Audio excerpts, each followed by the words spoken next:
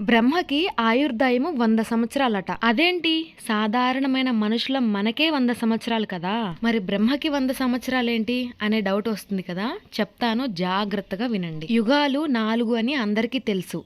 కృతయుగం, త్రేతాయుగం, ద్వాపరయుగం, కలియుగం. మనం ఇప్పుడు కలియుగంలో ఉన్నాం. ఈ 4 యుగాలను కలిపి ఒక మహాయుగం అంటారు. అలాగే 71 మహాయుగాలను కలిపి ఒక మన్వంతరం అంటాం. ఒక మన్వంతరం అంటే 30,67,20,000 సంవత్సరాలు. అలాగే 14 మన్వంతరాలు కలిపితే ఒక కల్పం. ఒక కల్పం అంటే బ్రహ్మకి ఒక్క రోజు. బ్రహ్మ యొక్క ఆయుర్దాయము 100 సంవత్సరాలని చెప్పాను కదా! అందులో ఇప్పటి వరకు 50 సంవత్సరాలు గడిచిపోయాయి. ఒక్కొక్క కల్పానికి ఒక్కొక్క పేరుంటుంది. ప్రస్తుతం జరిగే కల్పానికి వరాహ కల్పం అని పేరు. మిగతా 50 సంవత్సరాలు గడిచిన తర్వాత సృష్టి అయిపోతుంది కదా! తర్వాత ఏం జరుగుతుంది అనే డౌట్ వస్తుంది కదా! ఏం జరుగుతుందో తెలుసుకోవాలి అనే ఇంట్రెస్ట్ మీలో ఉంటే ఒకసారి కామెంట్లో తెలపండి.